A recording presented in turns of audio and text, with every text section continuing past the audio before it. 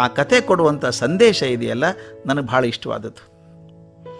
Alexander ಗೊತ್ತು ನಿಮಗೆ, ಪ್ರಪಂಚವನ್ನು ಗೆದ್ದಂಥ ಅಲೆಕ್ಸಾಂಡರ್ ಭಾರತಕ್ಕೆ ಬಂದಾಗ ಆಗಲೇ ಅರ್ಧ ಜಗತ್ತು ಗೆದ್ದು ಬಿಟ್ಟಿದ್ದಾನೆ. ಅವನ ಜೊತೆಗೆ ಸೈನಿಕರು, ಲಕ್ಷಾಂತರ ಜನ ಸೈನಿಕರಿದ್ದಾರೆ. ಒಂದು ಹಳ್ಳಿಗೆ ಬಂದಂತೆ ಅಲ್ಲಿ ಮೆರವಣಿಗೆ ಹೋಗ್ತಾ ಇದ್ದ. ಅವನು ಬಂಗಾರದ ರಥ, ಚಕ್ರವರ್ತಿ ಕೂತಿದ್ದಾನೆ, ಬಂಗಾರದ ರಥ ಹೋಗ್ತಾ ಇದೆ. ರಸ್ತೆ ಎರಡು ಕಡೆಗೂ ಜನ ನಿಂತು ನೋಡ್ತಾ ಇದ್ದಾರೆ, ಓ ಚಕ್ರವರ್ತಿ ಬರ್ತಾ ಇದ್ದಾನೆ ಅಂತ. ಚಕ್ರವರ್ತಿ ಎರಡು ಕಡೆನೂ ನೋಡ್ತಾ ಇದ್ದ ಜನನ. ಅವನ ದೃಷ್ಟಿ ಅಲ್ಲಿ ಮೂಲೆಯಲ್ಲಿ ಒಬ್ಬ ನಿಂತಂಥ ಮುದುಕ ಭಿಕ್ಷುಕನ ಮೇಲೆ ಕಂಡುಬಿತ್ತು. ವಯಸ್ಸಾದವನು, ಚಳಿಗೆ ನಡುಗ್ತಾ ಇದ್ದಾನೆ. ಲಂಗೋಟಿ ಬಿಟ್ಟರೆ ಅವನ ಕಡೆ ಏನೂ ಇಲ್ಲ. ಮೈ ಎಲ್ಲ ಚರ್ಮ ಸುಕ್ಕಟ್ಟಿದೆ, ಗಡ್ಡ ಬೆಳಪಾಗಿದೆ, ಒದ್ದಾಡ್ತಾ ಇದ್ದಾನೆ. ನೋಡ್ದ, ಅಯ್ಯೋ ಪಾಪ, ಅವನಿಗೇನಾದರೂ ಮಾಡಬೇಕು ಅನ್ನಿಸ್ತು ಅಲೆಕ್ಸಾಂಡರ್ಗೆ. ಮಂತ್ರಿಗೆ ಹೇಳಿದ್ದಂತೆ, ನೋಡಯ್ಯ ಅಲ್ಲಿ ಹೋಗು, ಪಾಪ ಮುದುಕ ನಿಂತಿದ್ದಾನಲ್ಲ ಚಳಿಯಲ್ಲಿ ನಡ್ಕೊಂಡು, ಅವನಿಗೆ ಏನು ಬೇಕೋ ಎಲ್ಲ ಕೊಟ್ಬಿಡು, ಅವನು ಏನು ಕೇಳ್ತಾನೆ ಎಲ್ಲ ಕೊಟ್ಬಿಡು ಅಂತ.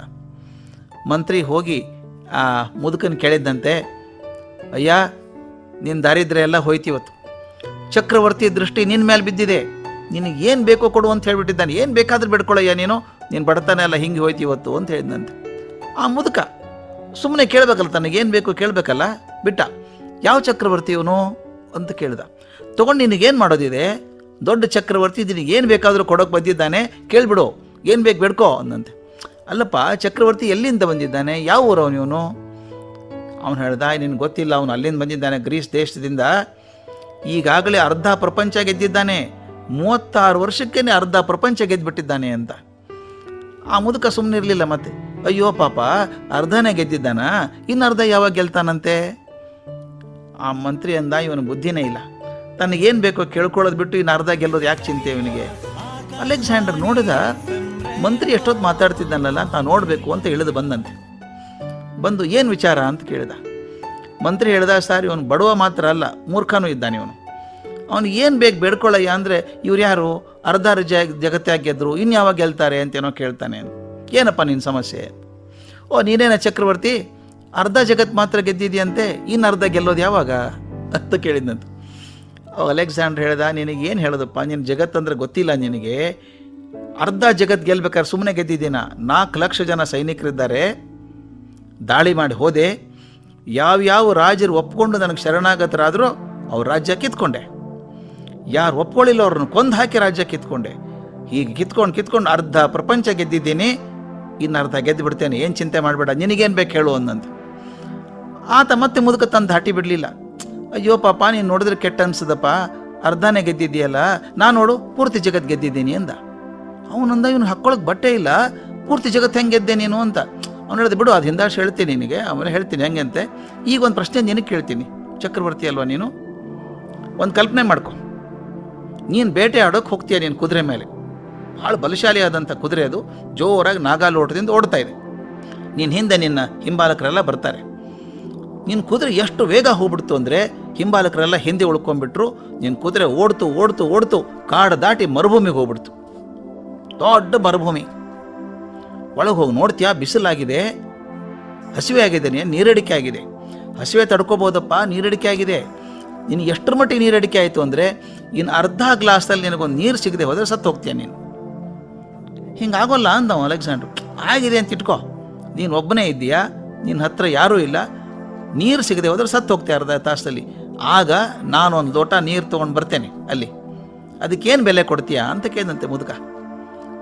ಅವನಂದ, ನಾನು ಹೇಗೂ ಸತ್ತೇ ಹೋಗೋದಾದರೆ ಒಂದು ಕೆಲಸ ಮಾಡೋಣ, ನಾನೇನು ಗೆದ್ದಿದ್ದೇನಲ್ಲ ಅರ್ಧ ಪ್ರಪಂಚ, ಅದರ ಅರ್ಧ ನೀನು ಕೊಟ್ಬಿಡ್ತೇನೆ, ನಾನು ನೀರು ಕೊಡು ಅಂದಂತೆ. ಆ ಮುದುಕ ಜೋರನ್ನ ಕೇಳಿದಂತೆ, ಅಯ್ಯೋ ನಾನು ಬಿಟ್ಟು ನೀರು ಕೊಡೋರು ಯಾರೂ ಇಲ್ಲ ನಿನಗಲ್ಲಿ, ರೇಟ್ ಜಾಸ್ತಿ ಮಾಡು, ಅಷ್ಟಕ್ಕೆ ಕೊಟ್ಬಿಡ್ತೀನ, ರೇಟ್ ಜಾಸ್ತಿ ಮಾಡು ಅಂದ.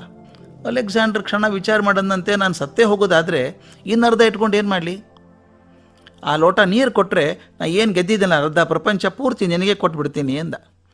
ಆ ಮುದುಕ ಕೈ ತಟ್ಟಿ ಹೇಳಿದಂತೆ, ಅಯ್ಯ ಹಾಗಾದರೆ ನಿನ್ನ ಅರ್ಧ ಪ್ರಪಂಚದ ಬೆಲೆ ಎಷ್ಟು ಗೊತ್ತಾಯ್ತೋ? 1 ಲೋಟ ನೀರಷ್ಟೇ, 1 ಲೋಟ ನೀರಷ್ಟೇ, ಅದಕ್ಕಿಂತ ಹೆಚ್ಚಿಗೆ ಬೆಲೆ ಇಲ್ಲ ನಿಂದು. ಅದಕ್ಕೋಸ್ಕರ ಇಷ್ಟು ಜನ ಕೊಂದು ಬಂದ್ಯಾ ನೀನು, ಕೊಂದು ಅರ್ಧ ಪ್ರಪಂಚ ಗೆದ್ದಿದೀಯಾ, ಇನ್ನೂ ಅರ್ಧ ಗೆಲ್ಲೋಕೆ ಇನ್ನೂಷ್ಟು ಜನ ಕೊಲ್ತೀಯ ನೀನು. ನಾನು ನೋಡು ಯಾರನ್ನೂ ಕೊಲ್ಲಿಲ್ಲ, ಯಾರನ್ನೂ ನೋಯಿಸಲಿಲ್ಲ, ಇಡೀ ಪ್ರಪಂಚ ಗೆದ್ದುಬಿಟ್ಟೆ. ಅದೇನು ಗೆದ್ದಿ? ಅವನು ಹೇಳಿದಂತೆ, ಜಗತ್ತಿಗೊಬ್ಬ ಮಾಲೀಕ ಇದ್ದಾನೆ ಮೇಲೆ, ಮಾಲೀಕನ ಕಾಲು ಹಿಡ್ಕೊಂಡ್ಬಿಟ್ಟೆ, ಶರಣಾಗ್ಬಿಟ್ಟೆ. ಮಾಲೀಕ ಒಪ್ಕೊಂಡ್ಬಿಟ್ಟ ನನ್ನ. ಮಾಲೀಕ ನನ್ನವನಾದರೆ ಇಡೀ ಜಗತ್ತಿನ ಮಾಲಿಕಿಯತ್ ನಂದೇ ಅಲ್ವಾ, ನಂದೇ ಜಗತ್ತದು. ಮಹಾರಾಜ ನನ್ನವನು, ಅದು ಜಗತ್ತಿನ ಮಾಲೀಕ ನನ್ನವನಾದ್ರಿಂದ ಜಗತ್ತೇ ನಂದಾಗ ಹೋಯ್ತು. ನೀನು ಅದು ಮಾಡೋದು ಬಿಟ್ಟು ಜಗತ್ತನ್ನು ಕೊಂದ್ಕೊಂಡು ಹೋಗ್ತೀಯಲ್ಲಪ್ಪ ಅಂದ. ಅಲೆಕ್ಸಾಂಡ್ರಿಗೆ ಜ್ಞಾನೋದಯ ಆಯಿತು ಅಂತ ಹೇಳ್ತಾರೆ. ಅದಕ್ಕೆ ಮುಂದೆ ಅವನ ಆರೋಗ್ಯ ಕೆಟ್ಟಾಗ ತನ್ನ ದೇಶಕ್ಕೆ ಹೋಗುವಾಗ ಅವ್ನು ಗೊತ್ತಾಯಿತು ತನ್ನ ದೇಶ ಮುಟ್ಟಲ್ಲ ಅಂತ. ತನ್ನ ಮಂತ್ರಿಗಳಿಗೆ ಹೇಳಿದಂತೆ, ನೋಡಿ ದಾರಿಯಲ್ಲಿ ನಾನು ಸತ್ತು ಹೋದರೆ ನಾನು ಹೆಣನ ಒಂದು ಶವಪೆಟ್ಟಿಗೆಯಲ್ಲಿ ಹಾಕಿ 2 ಕಡೆಗೂ ಒಂದು ತೂತು ಮಾಡಿ ನಾನು 2 ಕೈ ಹೊರಗೆ ಬರೋಂಗಿಡಿ ಅಂತ ಹೇಳಿದಂತೆ.